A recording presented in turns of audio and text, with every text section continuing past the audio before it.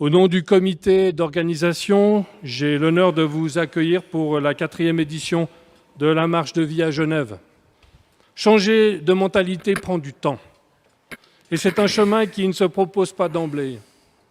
Et il se perd de manière différente en fonction des contextes.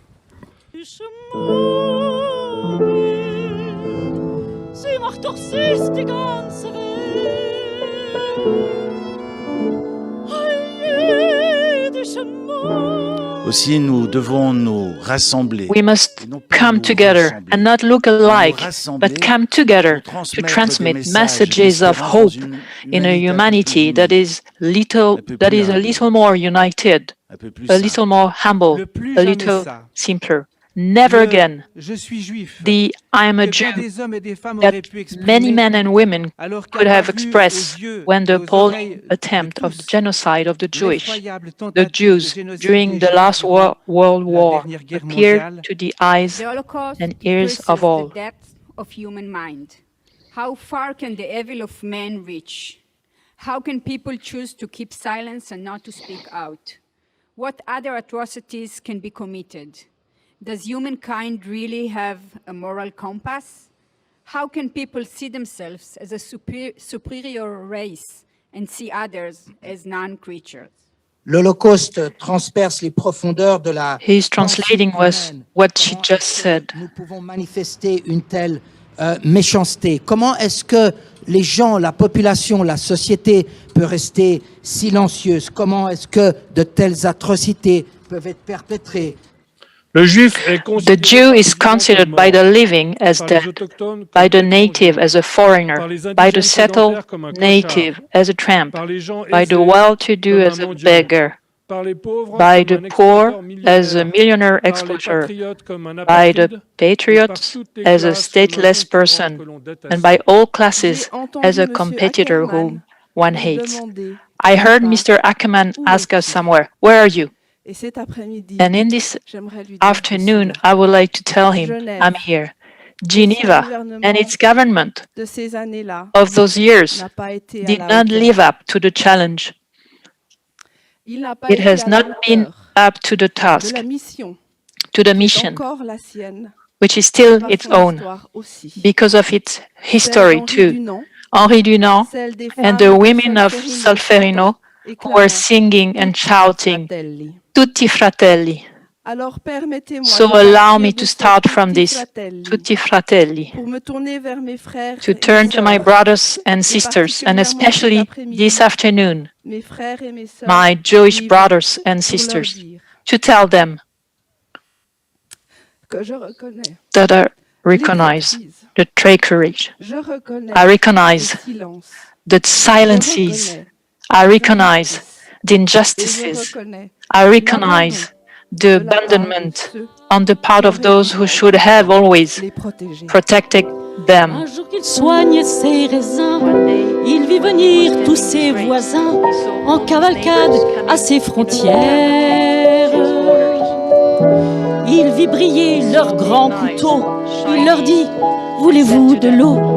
Ils répondirent, on veut ta terre. En quoi vous gêne-t-il? Today, it's towards the people who were turned away at our Franco-Genevan borders that we want to remember. Yad Vashem collects the names of all the victims in order to give significance to each name. It's not about statistics of 6 million people. It's about a gentleman, another lady, with their history, where they came from, what they did and how they lived. Günther Hotholz, 28 years old, turned away at Moilsula, died in Auschwitz. Zapsa Schwarz, 38 years old, turned away at Moilsula and died in Auschwitz. Yankel Abber, 55 years old, turned away at Chevron, died in Auschwitz. Ernst Schmitzek, 45 years old, turned away at Chancy, died in Auschwitz. Salma Shema Silberban, 49 years old, place of being turned away unknown, died in Majdanek. Gaston Lazare Dreyer, 35 years old, place of being turned away unknown, died in Auschwitz. Rolf Plaut, 4 years old, turned away at Perly, died in Auschwitz. Jacques Edmond Bloch, 16 years old, turned away at Certeau, died in Auschwitz. Today, we too have the responsibility to light the torches of memory, and a torch has no value unless we see its light. It's therefore our individual and collective responsibility to grasp these torches day after day and to live them in deeds and words.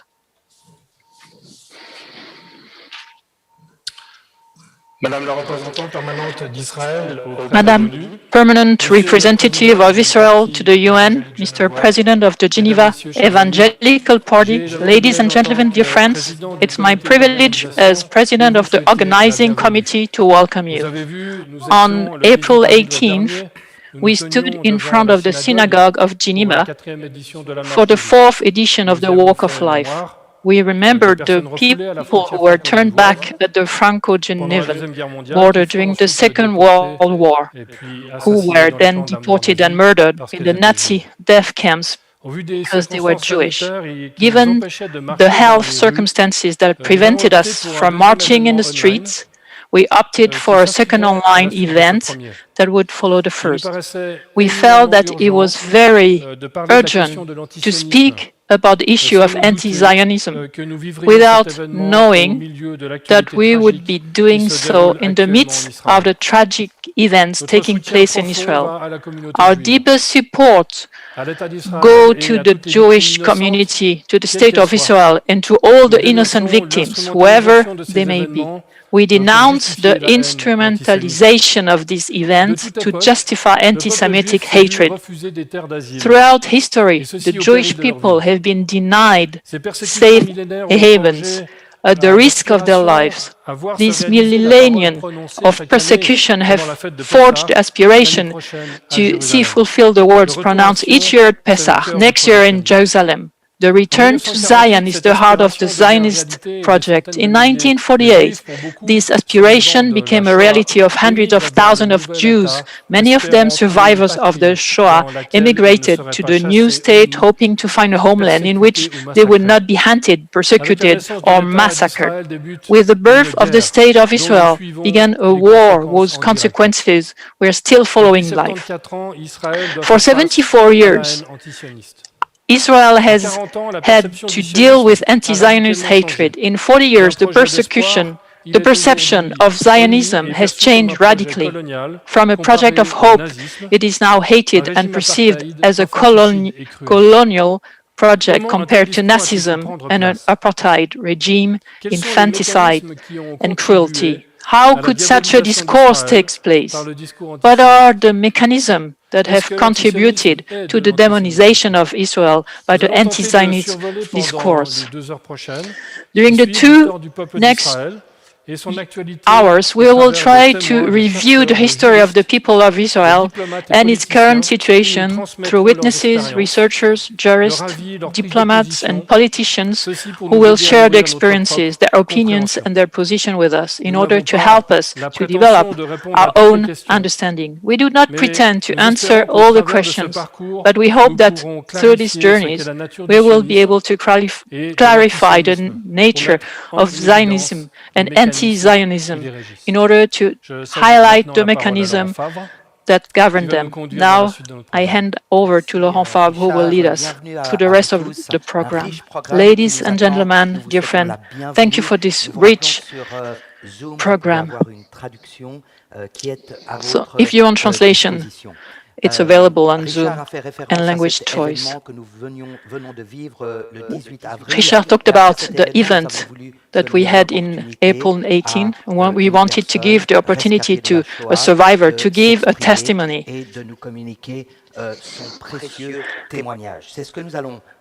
This is what we are going to do with Madam Tova Muller. She was born in Poland in 1931. She and her family had to flee to the furthest reaches of Russia to escape to the Nazi barbarism. They had to flee in Siberia before returning to Poland at the end of the war. And then they will emigrating to Israel. It's a testimony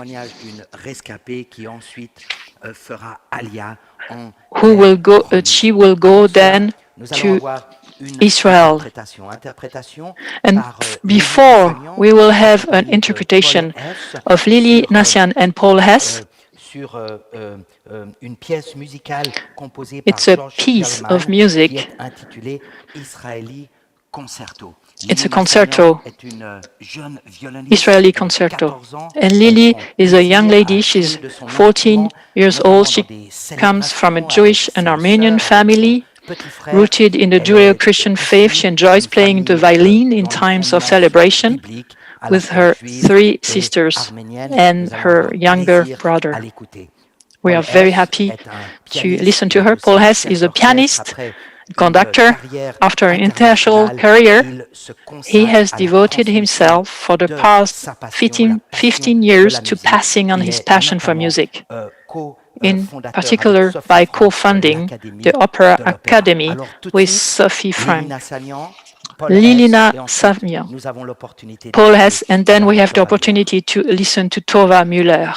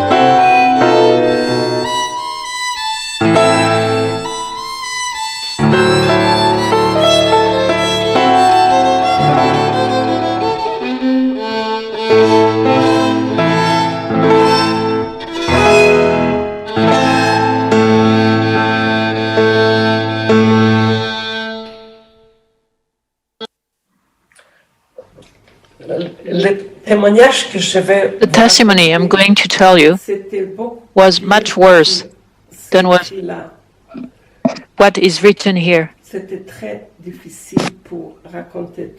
It was very difficult. It is very difficult to tell all of this. I was born in 1931 in Poland. My family lived near the Ukrainian border, and during the bombing, Nazis destroyed the bridges and railways. My father bought a cart and horses and took the whole family to Ukraine. In the meantime, the Russians built temporary bridge and the whole family crossed to the other side. Then we moved to Lubomol and my father looked for work, but the Russians came and told us that the refugees were not allowed to stay there and that we had to go further. We were put in Catusse car and spent several weeks inside to get to Kirov. Then we were taken by truck to the forest in Siberia, in the taiga, and the whole family was stunned because there were no air during the trip. But we were saved. We had a room for the whole family, including my grandfather and my aunt. We suffered from the cold. Sometimes it was as low as -50. I remember that we couldn't talk outside because there were icicles coming on our faces. Men and women were forced to work hard to find food. In addition, my mother was pregnant, and my grandmother couldn't stand to stay there. She was a little sick. I remember the places of Slutska and Salitsa where we were in Siberia, where my father worked very hard. He built an oven to keep warm. The language was Komi. I learned it. I had my first class when I was 8 years old. Our only food was onions and potatoes with a little black flour. My mother made bread, and in the forest she found fruits. We had some fabrics, and by exchanging it, we could buy food. In summer, we found mushrooms, blueberries in the forest. We stayed there for 16 months. In 1940, we had to ask for permission to leave Russia. My father said, "We can't stay there." In the meantime, I had a little brother, and when my mother had to go to work, I was entrusted with the baby and did not know what to do with him.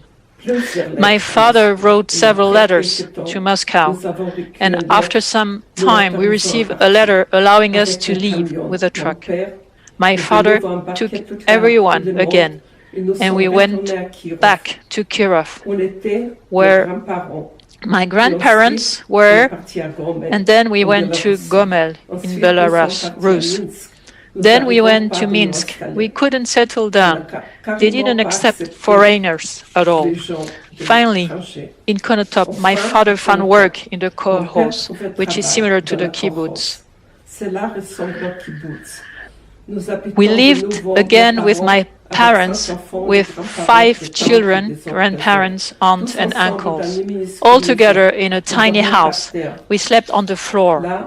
There, on June the 21st, 1941, the bombing started day and night, and my father asked the leaders of kolkhoz to give him a cart and horses to save his family. They refused, telling him that it was reserved for the military. My father insisted, so he was granted it on the condition that he would leave his passport and leave without the cattle. The next day, the passport was returned and he could leave with my brother, who was 12 years old. Then we left on foot, and the ordeal began, so my father stayed behind. And our family took to the road again that summer. The grandparents were on the cart, and the children walked alongside. We took the village roads to avoid the bombings, but we couldn't find food or a place to stay. Meanwhile, they were shouting, "Jews, we are going to kill you all." At night, we slept in the fields for several weeks. We moved on, but we didn't know where to go, and once the farmers wanted to kill us. But my grandfather spoke in Ukrainian, and he said, "Anyway, the Germans are ahead of you." We were hungry, dirty, and afraid. After several weeks, we arrived in Kursk. The bombs were falling all the time next to us. My mother had kept a soap in reserve. She found a farmer and said to him, "If you let us come in to warm up a bit, I'll give it to you." Soap was like gold at that time. And he let us come in, and we stayed for 3 days. My mother had brought the horses into the barn, but someone stole them from us. So my mother begged the farmer to take us somewhere near to the station because we knew the Germans were coming. They were approaching. On the third day, the train arrived, and several people came from Ukraine, and we got into the cattle car, which had no doors or windows. We were still throwing our luggage in when the train started moving. It left, and some of the families stayed on the platform, and the others were on the train. We were all crying. It was, "What are we going to do? What are we going? Where are we going? We are lost." My mother went to the railroad employee. She told him about the situation, and he assured her that the train was still in the station, but they had to move it. Searching the entire train station, we finally found the family. My mother said, "Now we are not going to get separated anymore." We also had 1-year-old baby with us, so we had to find food at all costs. The hunger was terrible. People were ready to go and get food from the garbage. My mother went looking for food, and she got lost, and again we were crying. She got lost 3 times during that trip. We finally arrived to the Volga River. A raft was waiting for us to cross. My mother found some dry bread and told us, "Tomorrow is Yom Kippur, and we will eat it." Another day, on the other side, on the Volga, a camel and bulls came to meet us. We discovered the deserted steppes. For 20 kilometers, there were not even a single tree. It was very hot. Everything was burned. In the store, nothing to buy. We were dreaming of bread. My mother worked hard in the kolkhoz, from morning to evening, milking 16 cows twice a day and doing other work. My sister and I got scurvy. We lacked vitamins, and the food was spoiled. We had sore on our legs, and my sister got very sick. We didn't have a doctor. My job was to fetch water, and it was hard to find water. It was a primitive life. My mother and sister went to look for medicine, and it took them 6 days to get there and back. In the meantime, we had no news of my father. We didn't know if he was still alive, so we started to search. My mother's sister was in Novosibirsk, and she gave the postman a gift saying, "If you receive any mail from such and such, please inform us." My father's letters arrived, and we learned that he was sick. He had caught typhus and was in serious condition. He had gone to the hospital but fortunately he survived. In 1942, it was war in Stalingrad. The state was shaking. We were in the same situation as on the Volga River. We were hungry, dirty, and lost. We were looking for a train, and it lasted several weeks. Finally, we arrived in ElHakfar. A moment of happiness came to warm my life. I see a man coming, and it was my father. I also see for the first time a normal train. My father said to my aunt, "I found a place. I have honey and flour. Go prepare something to eat." Our family ate for the first time vegetables, bread, and honey. And without sanitary facilities, we washed outside. Everyone was poor, but there were a market where we could find food. Our health improved, and even if we got sick, my father always found a way to cure us by cupping us. We started to go to school, but people would tell us, "Jews are lepers."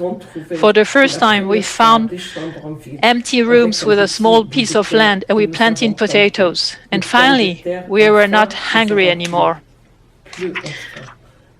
In 1945, we understood that the war was over. In 1946, we returned to Poland, where the concentration camps of Belzec were. What the atrocities! And we discovered the horrors of the dead bodies, the toys of the children. Everything is still fresh. My parents visited the camps of Treblinka and Majdanek. We arrived in Breslau. The train was full of Jewish. My father found an apartment in Ruska Street where we lived for 5 months, and we were victims of anti-Semitism. And to survive, we had to leave Poland. We crossed the borders and arrived in Vienna in the camps occupied by the Germans. We stayed in Welsau, Frankfurt am Main for 2 years. When I was 70 years old, a young man asked to become part of our family. Then he asked my parents for my hand in marriage. We went to Israel. I remember that we were 3,000 people sick on a boat that took us from Marseille. In Haifa, we were put in transit camps until we finally found our little apartment. Thank you very much to Mrs. Muller for her intense testimony, which she had no country until they went back to Israel. We will now listen to a song called Haderekh ElHakfar, that means the way to the village. It will be performed by Keren, Esther, and also Natacha, Catusse, and Narciso, Keren Esther est chanteuse, Saul. Elle est peintre, elle est issue d'une famille juive née à Toulouse. Elle reçoit en héritage les chants qui lui sont chantés par sa maman. Et donc, and she was born in Toulouse, and she received a Jewish Spanish heritage through the song of her Moroccan-born mother, which she has made herself the guardian by interpreting them in concert on her albums. Natacha Catusse is a professional violinist. She performs in the Lake of Geneva region in early music ensembles. She also teaches her passion for the violin. Narciso Saul is the Argentinian guitarist, composer, and arranger. He's part of a popular music ensemble of tango and Argentinian folklore. He's a music teacher in an Argentinian conservatory and regularly invited all over Europe to perform his Argentinian music. Now this is the song.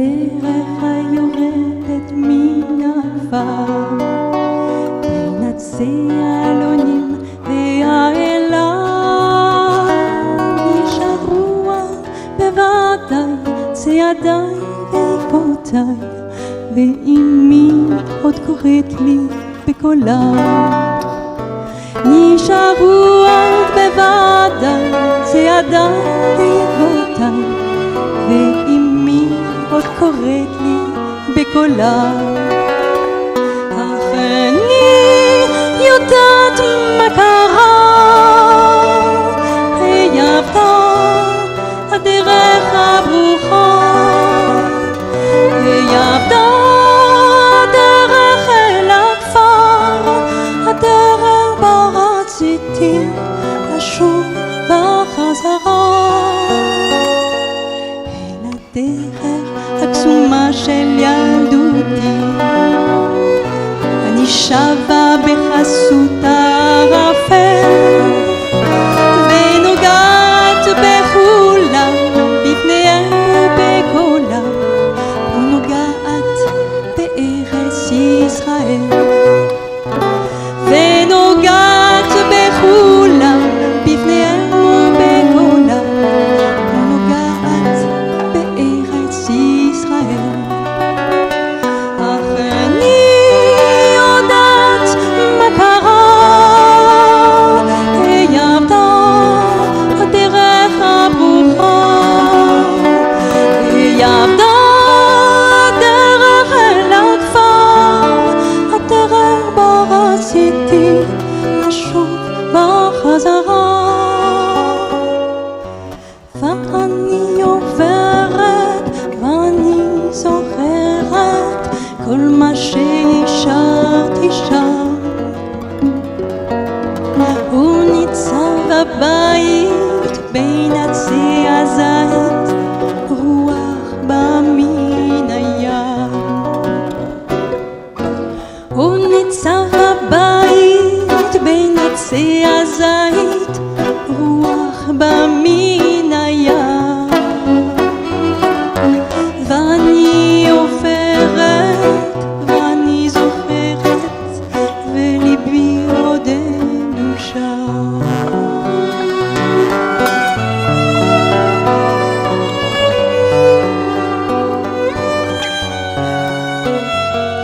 בלילות ארוכים הלבנים את הנפש לא תמצא מנוחתה אני קמה מעפר אני שבה אל הכפר כמו ילדה שחוזרת אל ביתה אך אני יודעת מה קרה היא עבדה הדרך הברוכה היא עבדה הדרך אל הכפר הדרך בה רציתי לשוב בחזרה ואני עוברת ואני זוכרת כל מה שהשארתי שם הוא ניצב בבית בין עצי הזית רוח בא מן הים הוא ניצב בבית בין עצי הזית רוח בא מן הים ואני עוברת ואני זוכרת וליבי עודנו שם ואני עוברת ואני זוכרת כל מה שהשארתי שם הוא ניצב בבית בין עצי הזית רוח בא מן הים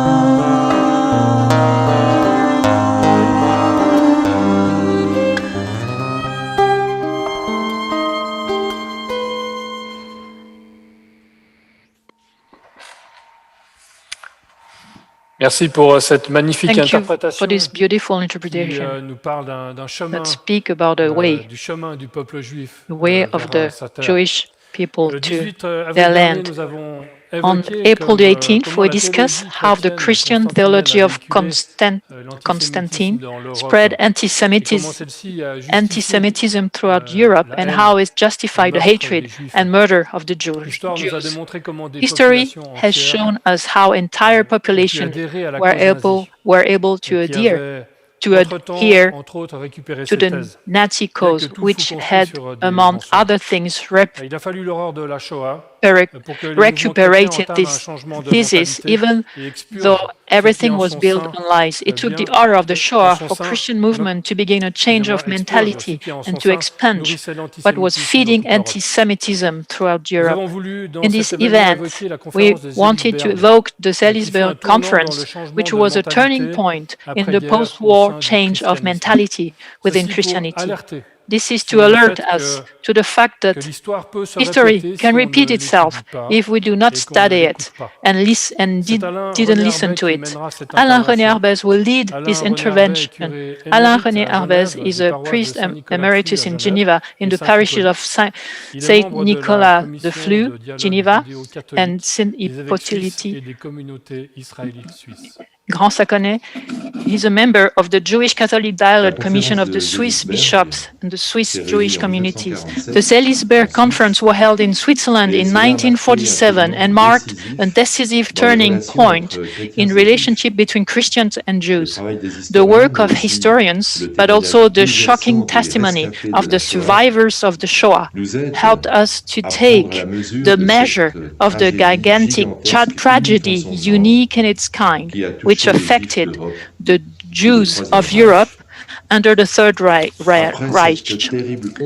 After this terrible shock wave, the Christian churches had to question themselves and evaluate the link between Christianity and Judaism.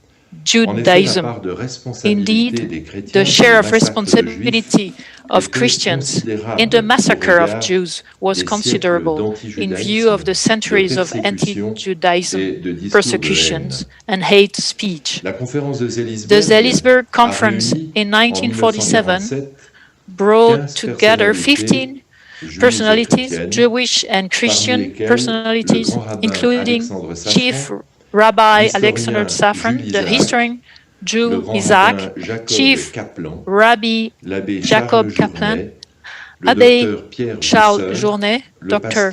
Peter Visser, and Pastor Everett Clinchy. In all, 28 Jews, 23 Protestants, 9 Catholics, and 2 Greek Orthodox. It was a major realization of the urgent need to rectify Christian teaching in depth in order to purify it of its pseudo-theological deviances. This consultation was formulated in 10 points, largely inspired by the proposals of the historian Jules Isaac. Jules Isaac had published his book Jesus and Israel at the time when the Christian compromises in the genocide of the Jews were brought to light. As a follow-up to the conclusion of the Seelisberg Conference, Jules Isaac, who was first invited by Pope Pius XII in 1949 to discuss liturgical expression, did not hesitate to meet Pope John XXIII in 1960 in a fruitful dialogue which resulted in the opening of a special chapter dedicated to Jewish-Christian relationship at the Second Vatican Council. This was the declaration Nostra Aetate. Let us remember some of the enlightening points of the Seelisberg Joint Declaration. First of all, there are 4 points to be underlined.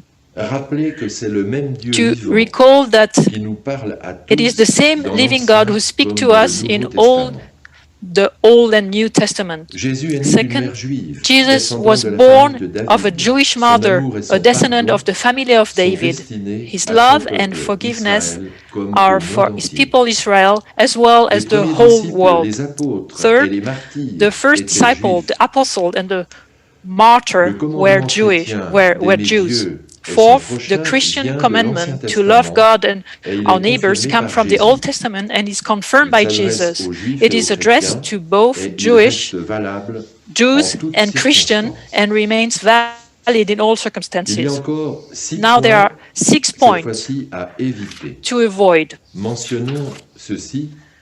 The distorted representation of biblical and post-biblical Judaism with the intention of elevating Christianity. The representation of the Passion as if all Jews and only Jews had killed Jesus when it was the sins of all men that led Jesus to the cross. Then, speaking of the Jews as if the first member of the church had not been Jews. We see how much this Jewish-Christian initiative was inspired by the spirit of truth. This fundamental reflection has given rise to a succession of constructive positions in the Catholic Church as well as in the churches of the Reformation. At the time when anti-Semitism is on the rise, the reminder of the Jewishness of Jesus and his first disciples must be constant in our assemblies. Certain organizations with a Christian label do not hesitate to use Jesus as the first Palestinian, even though Judea, Galilee, Samaria were not called Palestine until 135 AD by Hadrian. If we analyze the many anti-Jewish deviations within Christianity over the centuries, we may wonder, how could such a drift take place while losing sight of the obvious, a tradition whose founders and roots are in Judaism? How could such a fierce repression of its origin have been possible with ideological shift could have caused the de-Judaization of Jesus and the loss of sight of the unity of the Holy Scriptures? The Seelisberg Conference providentially paved the way for a re-evaluation of the common biblical heritage for Jews and Christians. This fundamental theological foundation, together with the statement of the Christian churches that followed in the course of the 20th century, should commit us all to a brotherhood sealed by grace in the covenant of God with his people. The dialogue can continue with awareness of the best of our respective traditions, of the hope of the world to come that unites us in a common spiritual battle. This while recognizing that the person of Jesus remains a focal point of our debates insofar as Jesus' faith unites us, while faith in Jesus separates us. Let's stay on the course in spite of the difficulties that surround us, because as Pope John Paul II affirmed in the same logic as John Calvin, the encounter between the people of the Old Testament and the people of the New Testament is in some way an internal dialogue between the first and the second part of the Bible. And he added, whoever encounters Jesus Christ meets Judaism. Thank you, Alain René Arbez, for this intervention in this program. Richard, it's very interesting, impressive to see this population to follow theses filled with lies and led with the minority. It's lies, but also deception and seduction. And we see that the personal conviction, a personal one, can only help to fight against this.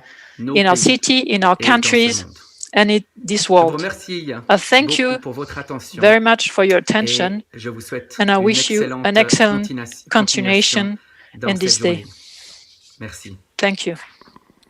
Nous remercions Florian Baier pour We would like to thank Florian Baier for this strong statement. Nous allons écouter maintenant quelqu'un qui In the same vein, est au we cœur, en fait, we want to listen to somebody who is in the heart quotidiennement exposé of the à ces UN questions du and double who standard. is exposed to this double fait standard son all the travail time. pour défendre son She's État trying to face defend her state aux autres États. to the Et other nous avons le plaisir d'écouter maintenant states. Madame We have the l'ambassadrice, honor to hear Her Excellency Ambassador Meirav Eilon Shahar, permanent representative of Israel to the United Nations in Geneva, who will speak about the challenges of her mission in relation to current events. We are very honored to have her in our... Dear friends, Shalom. Thank you everyone for joining us today. We may not be together in person, but the message and the purpose of today's action is just as strong. It is so important, particularly in these very difficult days, to stand together against hatred, standing together and saying no to anti-Semitism, saying no to singling out the Jewish state, and stand proudly in support of Israel. Thank you. I know that like me, you follow the news with worry, with anger and pain.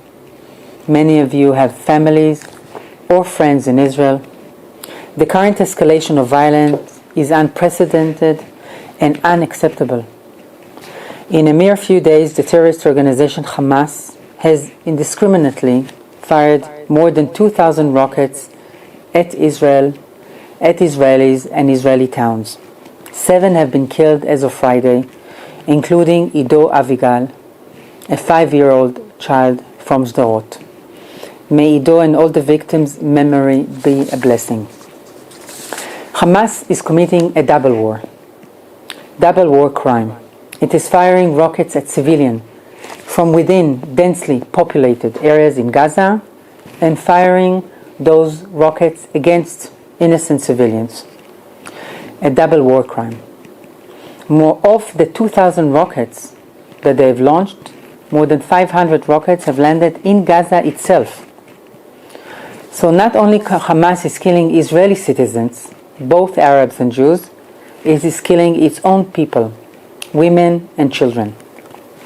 Make no mistake, this violence has been orchestrated by Hamas, but fueled by the Palestinian Authority. The State of Israel cannot tolerate it and has every right to defend its own people. We will do what it takes to force Hamas and other terrorist organizations to stop this violence, to stop the cycle, and to stop the campaign. We will need your support to convey Israel's message here and around the world. We know that too often what happens in Israel has an impact also on the Jewish communities in Europe and around the world. Both online and offline, anti-Zionism is being used to legitimize anti-Semitic hate. Nowadays, even before the current event in Israel, many Jews fear for their lives here and future in Europe. And the current wave of violence will only reinforce it. What kind of a place is it where one cannot walk safely with a kippah on the head? What kind of a place is it when one needs to avoid speaking Hebrew? What kind of a place is it where a synagogue is being targeted and its worshippers are threatened because bigots want to attack the State of Israel? Without strong actions from governments, from countries to stop anti-Semitism and anti-Zionism, the fear will only grow. We have just heard a moving testimony from Tova Muller, who fled persecution and anti-Semitism in Europe to move to Israel in 1948 before settling here in Switzerland with her husband. For the Jewish people, Israel is not just a state, it's a safe haven. It's a state that will protect and defend Jews around the world. It is a state that is based on and built on the values of Judaism. These are the foundations of the Zionist dreams, a dream that has turned into reality 73 years ago. As an ambassador of the State of Israel, I'm here to represent not only Israel, I'm here to represent also the Jewish people around the world. My mission here in Geneva and at the United Nations is to make sure that reality comes knocking. Not the distorted reality which the UN and some member states want to present, but the real facts of what is happening on the ground. I cannot finish my statement I'm giving today, although the difficulties we are facing now in Israel, without mentioning the hope that has swept through our region over the last year with the signing of the Abraham Accords. The importance of the Abraham Accords cannot be overstated. It represents hope for our children to live in a world of peace and acceptance, a world that is free of hate. And I'm saying it even with the challenges that we are facing these days in Israel, with the thousands of rockets. I know that I can count on you to support Israel, to support the Israelis, and the actions that we are taking to defend ourselves. Thank you very much. Excellence, nous vous remercions pour votre Your Excellency, we thank you very much for your message that we receive, and we understand the difficulties that you might be facing in the diplomatic realms that you work in. We also understand that we must fight the demonization of the state of Israel by having firm positions. Richard, it's just impressive to see how this double standard, how that Florian Baier was presenting, but also the double discourse, and to see the dichotomy that you can see between those arguments and those points of view. And of course, we are not trying to stir up hate. On the very contrary, we're trying to stir up love and compassion one for another. And so, moving on, we will now be listening to a song which is actually taken from the Songs of Solomon, which is a song that relates the feelings of a maiden towards her beloved. The song will be interpreted by Sophie Frank, Natacha, Catusse, and Paul Hess. Sophie Frank is a lyrical producer, director, a co-founder with Paul Hess, the Academy of Opera, where she teaches music, and more specifically, she teaches opera. So thank you very much, Sophie, for this song.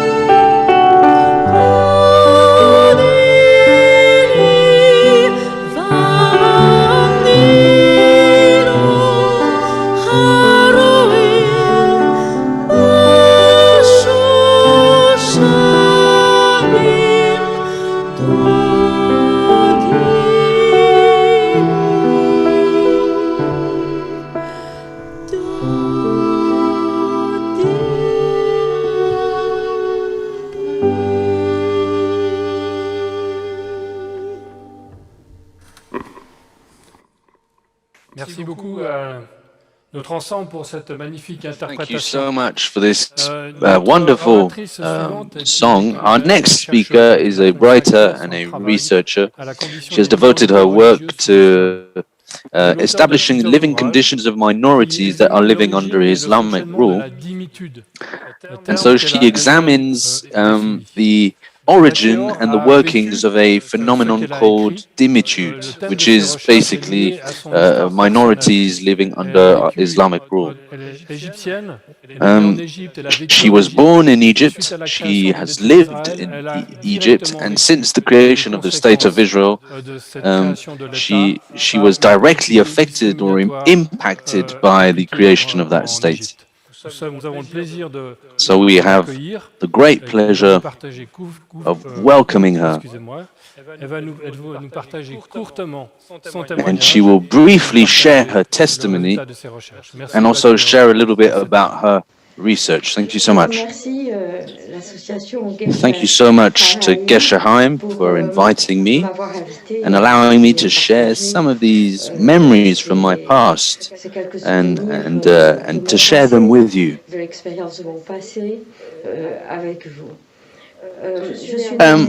I was born in Egypt in a Jewish family. And I remember that at the end of the 30s or the 40s it was, I remember of the very heavy climate or the very heavy atmosphere at that time. My parents were very scared, and of course it was a time where anti-Semitism was developing, and simultaneously Nazism and fascism and fascist regimes and Nazis, they were paying organizations, Egyptian organizations, to produce extremely xenophobic propaganda and a very vicious anti-Semitic content that was beamed on the radio and in the papers. And so we felt that this was, I was very young, and this was a climate of unsafety where people felt unsafe. And in this atmosphere, this very heavy atmosphere, the advance of the Italian armies and the German Nazis that had advanced all the way up to the doors of Alexandria, and the danger for the Jewish community particularly, because everybody knew that the Jewish were exterminated in German camps. And they knew that, and even in the Muslim world, Arabs knew that. In the Muslim world, that there had been massacres, even worse than during the Mongol times and in the Crusades. And after that, during the war in '48, the Egyptian government promoted laws that were discriminatory towards the Jews. And so after the war in 1945, so that they would remind the Jews that the war was not over,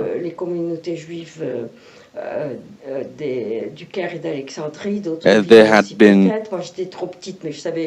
I might have been too young at the time, but I remember that everybody was very scared. We heard about rapes and murders.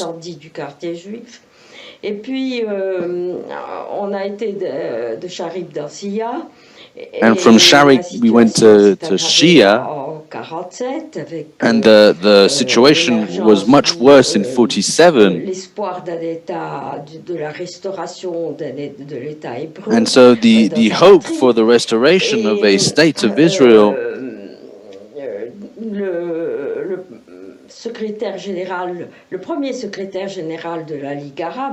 and so the first secretary of the Arab League made a speech in 1947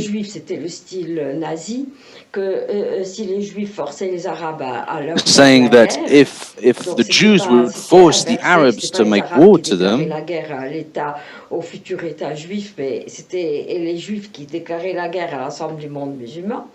but it was more like the Jews were declaring war on the rest of humanity as he was presenting it. Des croisades. Et puis, après cela, pendant la guerre, donc de 48... And so then during the war in 48, the Egyptian government promoted discriminatory laws against Jews.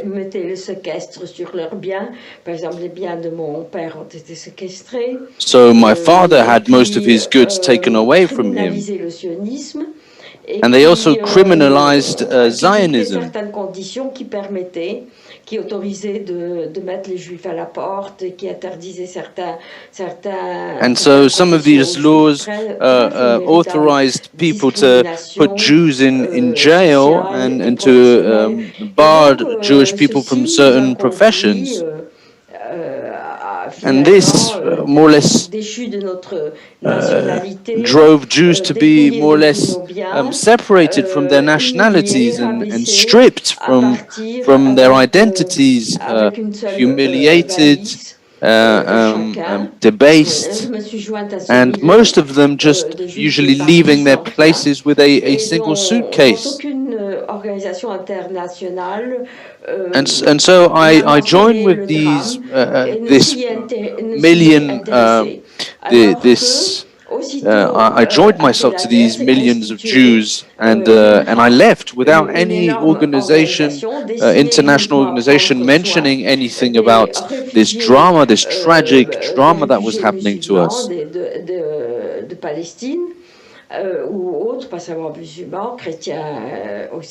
there were many organizations that focused essentially on the destiny of Palestinians and not just Muslims but Christians as well that might have been driven out of their countries because the Mufti in Jerusalem, Amin al-Husseini, was in Gaza, and he had incited them to protect himself of this enormous massacre. He was projecting against the Jews, so they left. And of course they had all the world's attention to help them and to protect them, whereas us, the Jews that had to flee from these countries in very harsh conditions, we had no help, no attention from any other country except, of course, from Israel. I would like also to say and underline the kindness of the Egyptian people.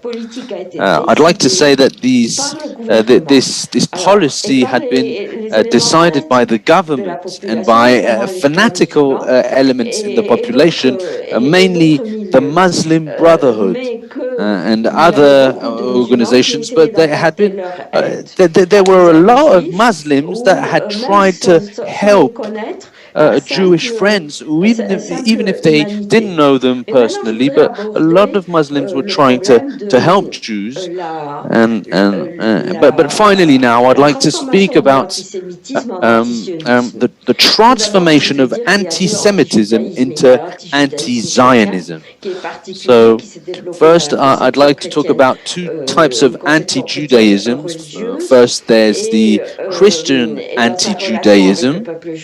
That was developed in the Christian conception or the Christian religious experience in its relationship with the Jewish people, and then the Islamic anti-Judaism. So in looking at the Christian I would say that for Christianism, I would say that anti-Zionism is at the foundation of anti-Semitism, because Christian anti-Semitism ever since the Middle Ages has built itself on the conception that the Jewish people is a fallen people, a people that has missed the promise and missed out on salvation, a people that because they have refused to convert themselves and now still live in iniquity is a people that has been subject to slavery and has been scattered across the nations. So it's starting from this conception that was developed by the fathers of the church in the fourth and the fifth century. It's based on these conceptions that then other tools of anti-Semitism were developed and tried to demonstrate the fallen aspect of the Jewish nation. In contrast to a all-powerful and perfect church. So it's quite obvious that later we had Reformed Christians that were then backing the idea of the Jewish people returning to their country. But let's remember that this idea, even at the time, seemed a little bit weird. And after that, in the 19th century, this idea became more and more plausible. And that is to say that the opposition to the Jewish people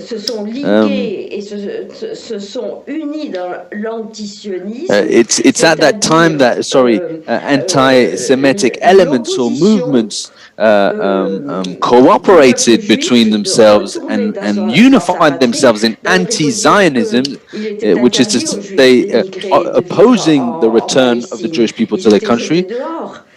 So it was prohibited for Jews to emigrate to Palestine at that time. They were thrown out if ever they showed. So there was this confusion in Europe, and it became a mix of anti-Semitism and anti-Zionism, a political movement that was trying to prevent Jewish people of establishing their own sovereignty or their own national identity. And because they had to live as slaves amongst the nations. And so in the 20th century with Nazism, we now see the birth of a propaganda that is saying that Jewish people wanting to go back to their countries is truly a desire to dominate the world. And we also see that hatred being poured into other anti-Zionist movements, trying to justify the obstacles that Jewish people face in going back to their country.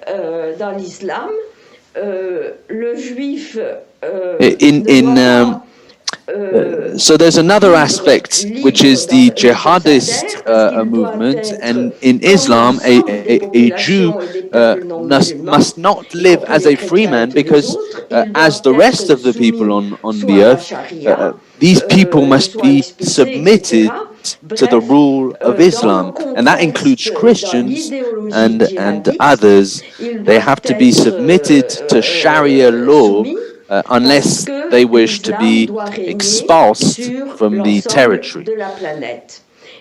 So in that context, the jihadist ideology, the Muslim world in that particular context fought dearly against the return of the Jewish people to their home country. So the problem is that in Islam, the Jew holds the exact same political status as the Christian. So whatever is said against the Christian must be said against the Jew, and whatever is said against the Jew must be said against the Christian. And so this anti-Zionist perspective has always existed, but now we see a globalization, as it were, of anti-Zionism, in that sense that the globalization that has now become a universal phenomenon, because now Israel is no longer a small little people, an insignificant state. No, now we are talking about states. in general that are opposing the existence of Israel. The scale has drastically changed. Je parle de l'Union européenne. And now I am speaking about the European Union that also displays a blatantly anti-Zionistic posture or attitude, as it were. La mondialisation du djihad. And we also see now that the globalization of jihad is a concern for numerous countries. There are 27 states in the European Union and 57 Muslim states. So can you imagine that kind of opposition towards the state of Israel? At an international level, for instance, the United Nations or UNESCO that has Islamized certain of our Hebrew patriarchs. So there's a true negation of the history of the people of Israel.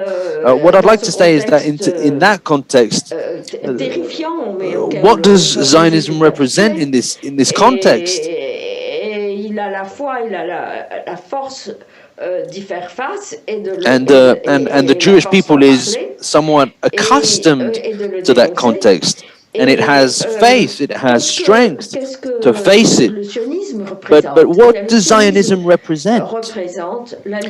Zionism represents the liberation of the slave man, because the Jewish people was formed in the beginning in a house of servitude. In the context of the slavery in Egypt, and it was in the Jewish people's revolt against Pharaoh that they defined themselves in the first place as a people. Because Judaism didn't exist at the time of Moses. It was formed in the Sinai. It was all these slaves that unified themselves to Moses in this hope of freeing themselves from slavery. So Zionism is a desire to free yourself, to express the sacredness of life, in a sense, that was expressed in the Bible, because man was made in the image of God, which means that all men have been made in the image of God.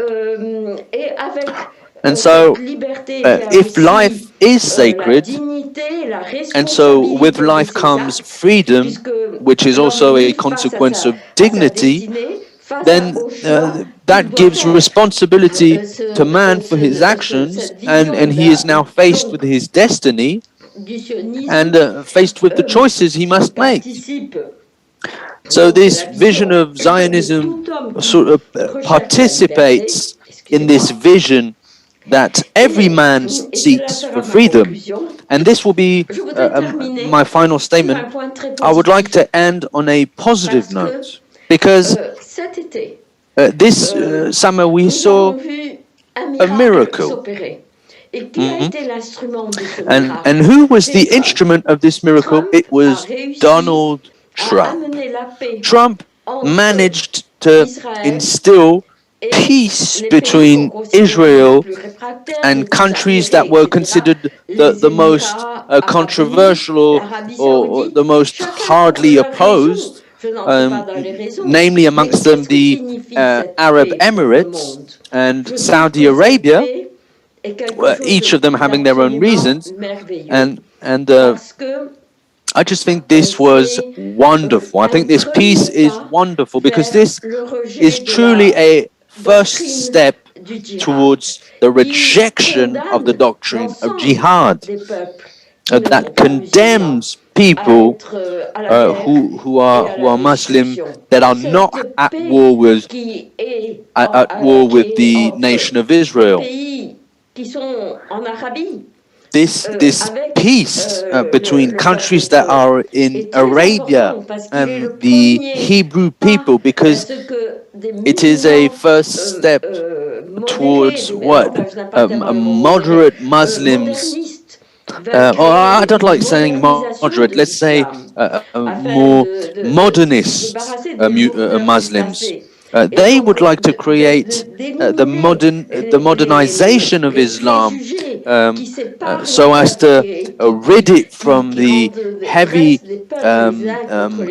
and very plaguing prejudices that constitute it, and which then helps to separate people and builds wall around them.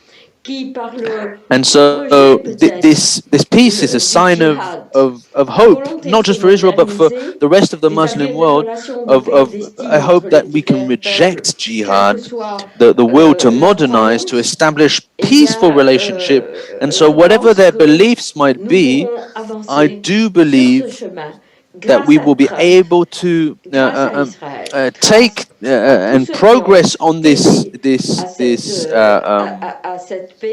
way, thanks to Trump, thanks to Israel, and thanks to all that have contributed to making that peace possible, and also thanks to the Muslims that have been favorable to this idea of peace.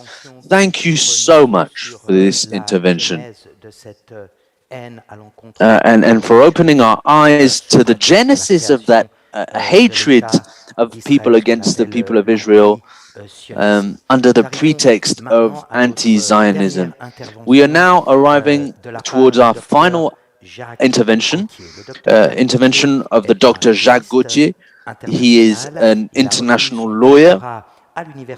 He is a fellow of Canadian universities, Canadian universities, as well as having obtained his doctorate from a university here in Geneva. He has founded the Lawyers Cabinet Gauthier and Associates in Toronto. He has been knighted by the President of France as a Fellow of the Order of Merit, as well as the Legion of Honor. He was first discovered because of his research concerning the sovereignty of the state of Jerusalem, of the sovereignty of Jerusalem and the disputed territories, namely around Palestine. His career has taken him across the world. He has been to Washington, London, Rome, New York, Brussels, and Ottawa. In this case, he will be discussing the framework of anti-Semitic movement in direct infringements of international duties for the creation of a Jewish state in their old country. It is truly a privilege to host Dr. Gauthier this afternoon. Please hold on to your hats, because this is truly an expert that will open our eyes on this very recent history of Israel. Hello. Thank you very much for inviting me. We want to speak about the future, a future without anti-Semitism. What I'm concerned about myself is legal questions. I would like to speak to you about international public law. I'd like to speak to you about the rights of the Jewish people, the rights of Israel, and what was decided in the past, namely regarding the people of Palestine. Because these decisions are taken. It's been adjudicated. So that thing has been adjudicated. These things have been hence decided for. And so important elements cannot be forgotten. Let's begin with the Balfour Declaration, the British Empire in 1917 in the midst of war. Of course, before that, there was the Zionist movement. There were the preparation works from Herzl, Theodor Herzl, L'État juif, a work intitulated the Jewish State, the Conference of Basel of 1987, where the Jews assembled themselves to devise a plan, a program to establish a Jewish state. And it is those aspirations, those hopes that were then recognized in 1917, recognized by the British following talks with the United States, France, and Italy. But at that time, they didn't have the power, the judicial power, as it were, to grant sovereignty to a people. But what the desire was, it was to recognize the historical relationship between the Jewish people and their Holy Land. You must understand that after 1917, if we then move on to the peace conference in Paris, we are there in Quai d'Orsay, and we are faced with the Allied powers that will hold what is commonly called the power of disposition. And which is to say that they might take decisions that have international public weight. And so in February, a Jewish delegation presented their claims. They presented what they were hoping for, what they wished for, that the great nations might recognize the links and the relationships that had always existed between the Jewish people and their Holy Land that was at the time called Palestine. A right to rebuild what they had had previously in the past. And so there was this duty to at least study what they had held in the past. Later, in the following year, an Arab delegation presented their claims and their opposition. Un énorme territoire ottoman des Turcs auparavant, ils veulent qu'on reconnaisse leurs droits, que c'est un peuple qui a le droit de. They wanted recognition for their own people. They wanted recognition as to their independence from the Ottoman Empire. And so when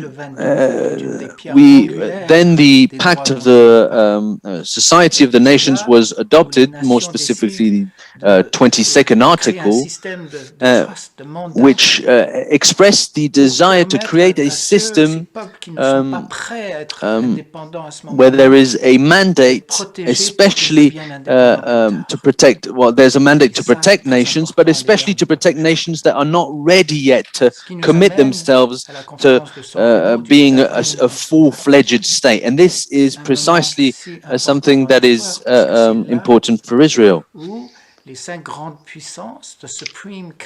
And so it is at that time that the Supreme Council meets to make a decision concerning the claims. The 25th of January, a decision is made to recognize the historical relationship between the Jewish people and their Holy Land, to say yes to their right to rebuild what they have had, what they had had previously in the past.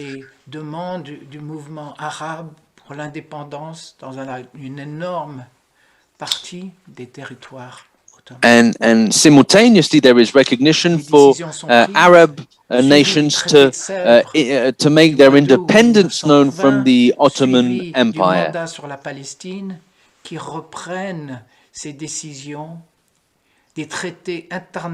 And so these decisions are then codified and they are internalized in international treaties. And so the Jewish people are in Palestine and are within their rights. It is now codified and it is now recognized that the Jewish presence in the territory of Palestine is by right. what is the territory of Palestine? The 24th of April 1920, remember that during the debate of Remo, these questions were asked. We looked at the map that was presented by the Jewish delegation in Paris, and this map showed a territory on the east of the Jordan River and on the west of the Jordan River. And everything was examined, especially what was important in relationship to biblical writings. And so the British Prime Minister asked that a map should be studied, a map that was made by George Adam Smith. And this is the map. A map that shows the territories of the kingdom of David and the kingdom of Solomon. And the participants to that Congress all agreed that that was the territory that would be given to the Jewish people when their state was finally established. Later, when the borders of the country of Israel were discussed, le territoire de la Palestine est devenu encore plus grand. C'était une grande partie de territoire. The Cisjordania or Transjordania, it turns out that the territory that was allocated for Palestine was actually larger than what was expected. And so at that time, it was finally recognized that the Jews would be able to rebuild their state, a state and an identity that they had lost close to 2,000 years ago. And so from the very inception of that project, from the very inception of that idea, opposition and negative actors manifested themselves. Denying the massacres and the persecution of the Jews.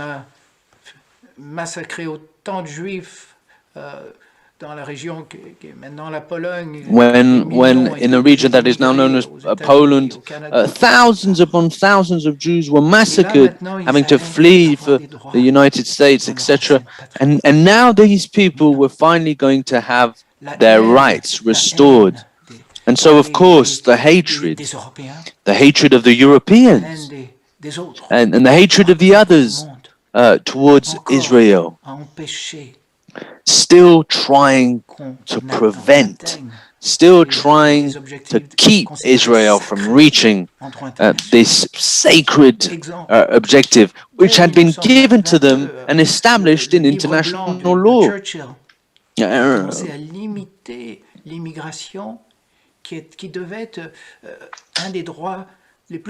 And so, even after the administration of Churchill, we saw even in Britain a limitation of immigration, a quota placed on immigration, which was a sacred law, which was crucial to Jews being allowed to actually go to their country and found this new state, preventing immigration. And moving on, and when I think about 1922, when more than half of Palestine was c'est très important de comprendre à quel point when the territory of Palestine was chopped into pieces, as it were, and it's very important to understand the context where people that were opposing the project. So in 1922, Great Britain decides to chop up the Middle East in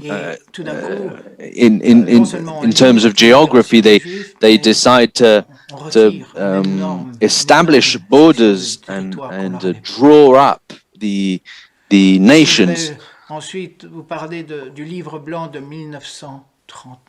Now I'm going to tell you about 1939, when the British actually decide to cancel and to come back on their own word and take back the rights that they had argued for in the first place for the benefit of the Jewish people.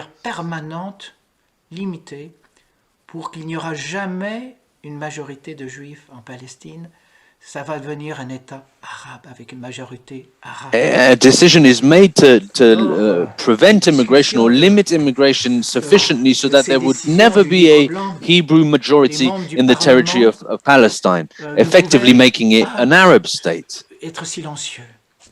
Ils ont décrit ce livre blanc comme un crime. And most of a lot of very prominent people and very prominent lawyers could not stand by and see this new agreement of Great Britain coming back on their word, and they defined this agreement as being criminal, as being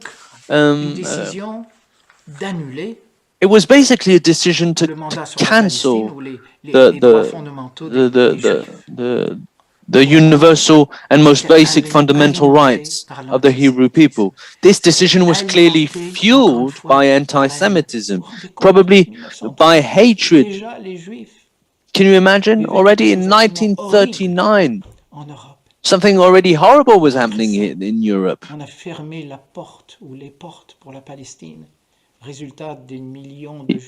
even in that context, the doors of Palestine were shut or slightly shut to the Jewish people in a context where they had all the reasons of wanting to leave Europe. Can you imagine how many Jewish people could have been saved?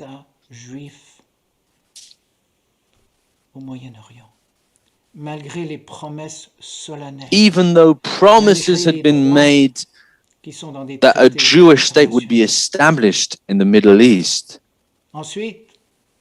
And then, after Palestine being redrawn and borders being established arbitrarily there, those treaties were never respected, were never honored. Yes, the thesis had been accepted, and the general idea was, at least at the international level, the understanding was that Arabs controlled that country and that it was more or less prohibited for Jews to live in mass in these territories.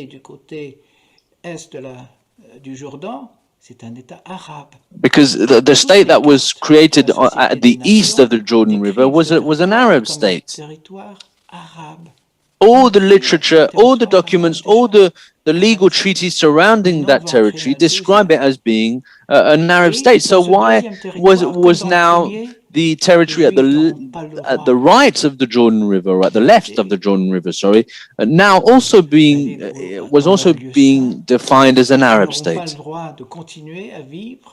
And so the Jewish people will not be allowed to live and to prosper as they should, even though these rights had been given to them? You have to ask yourself, how is that possible? How is it possible that in a constant and systematic manner, every time we're trying to make steps in the direction of resolving the issue of anti-Semitism, it seems to resurface and become even more complicated?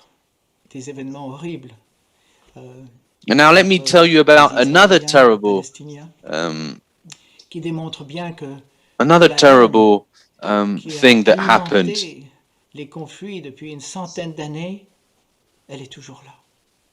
This hatred that has fueled conflicts for hundreds of years is still there. When Israel was accepted as a member of the United Nations, it was declared in the resolution that it was a country that promotes peace and that accepts the principles of peace. Now, in the light of what's happening today in Israel and occupied territory, where is the desire for peace?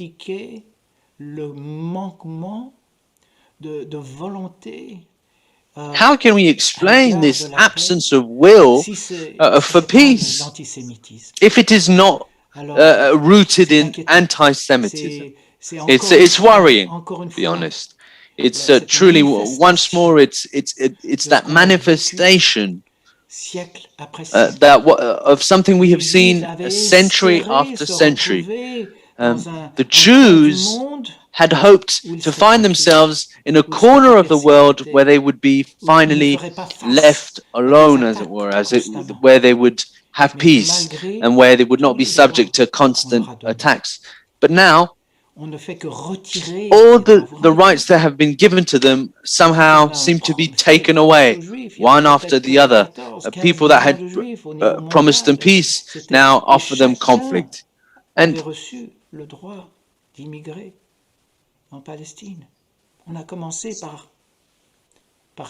every Jew had every Jew had the right to emigrate to his home country, or at least to the territory of Palestine.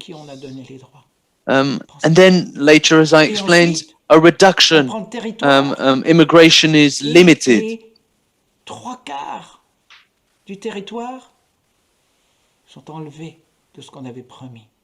And then what happened was that 3/4 of what was promised to the Jewish people was seized and ultimately not given and given to Arab countries. And then the British in 1939, they closed the doors to immigration.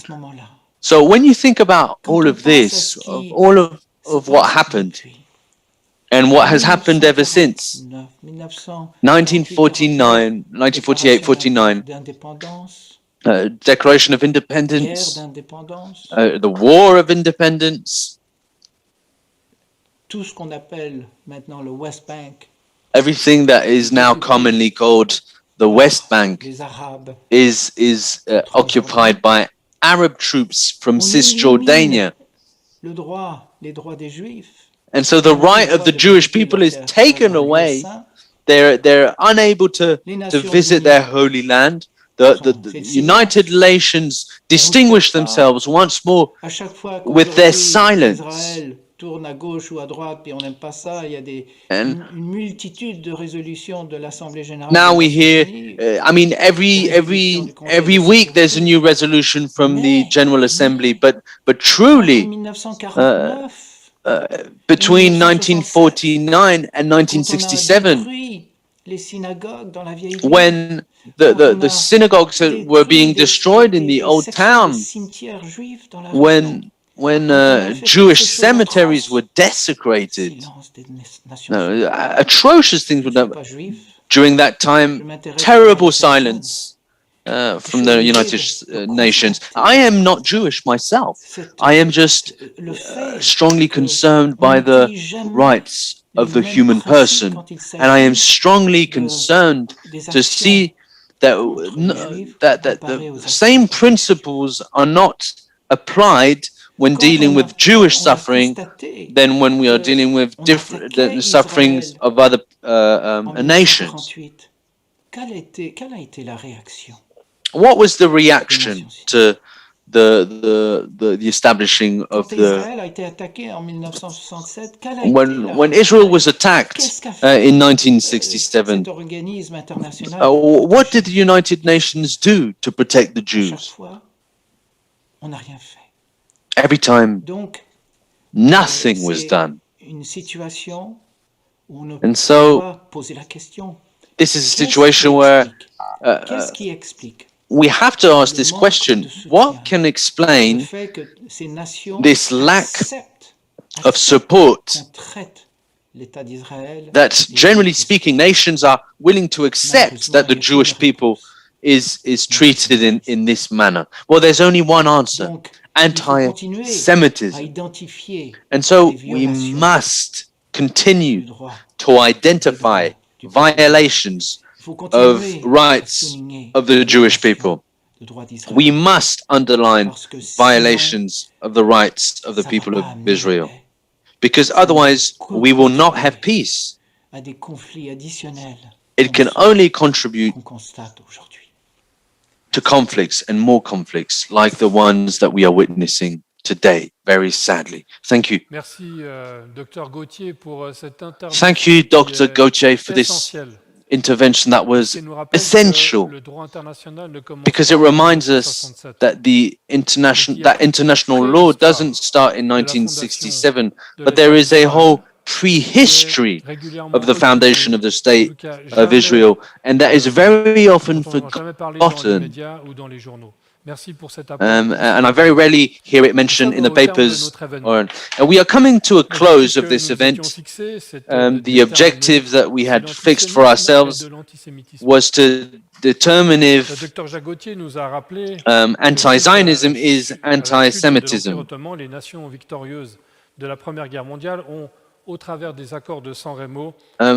Dr. Gauthier reminded us that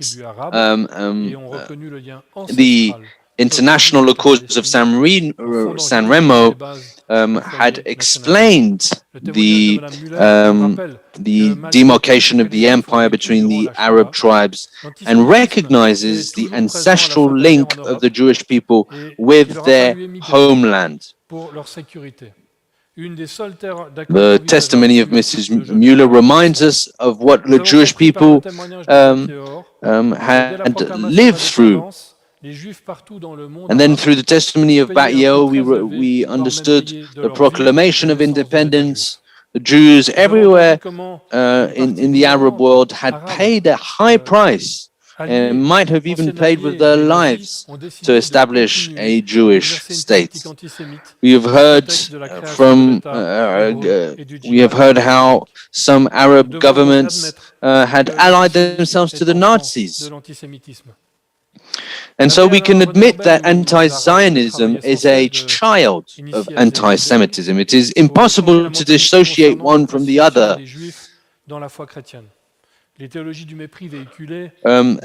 L'Abbé Alain Arbez has reminded us of the essential works of Seelisberg to change the mentality and the appreciation of the Jewish people, even amongst Christians.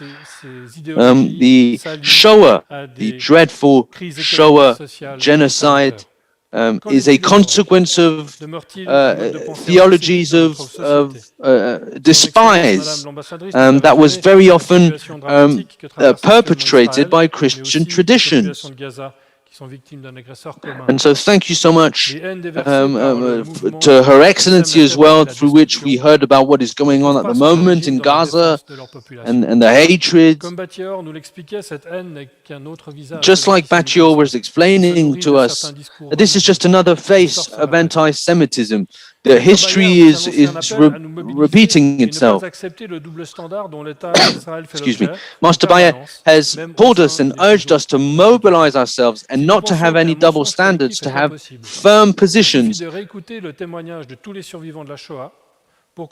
If we think that a general collective lie is impossible, then it is only important for us to listen to the testimonies of the surviving people that have made it out of the Shoah, to remind ourselves what happens when a society adheres to a narrative that allows them to leave thousands and millions of people to die. What are we doing to wake up and to bring awareness to people?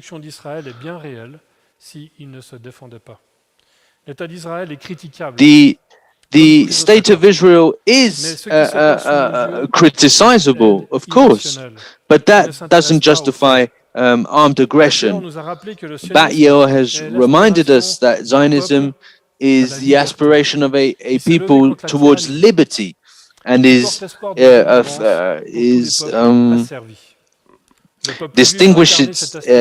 distinguishes itself by wrestling and struggling against tyranny. And so it is a message of hope for all nations and for all people that are enslaved. The Jewish people has demonstrated this by paying a very high price. It has demonstrated that by keeping its identity, it has recovered its autonomy, its territory, its liberty, and whatever we may say, it has demonstrated its power and its force, which is a message of hope for all nations. And I will leave you with the words of Ruth, which she said to her mother-in-law Naomi, "Your people, your God, my God."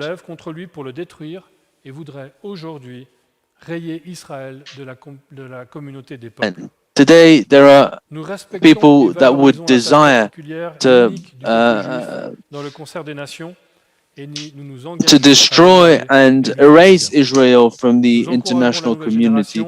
We encourage the new generation in these statements that we have made today. We want to transmit to them a heritage that has been fed from the prophets of Israel, and that we may promote peace and not war anymore. We are now going to close this event in music, but before that I will allow Laurent to say a final word. Thank you, Richard. What a conclusion.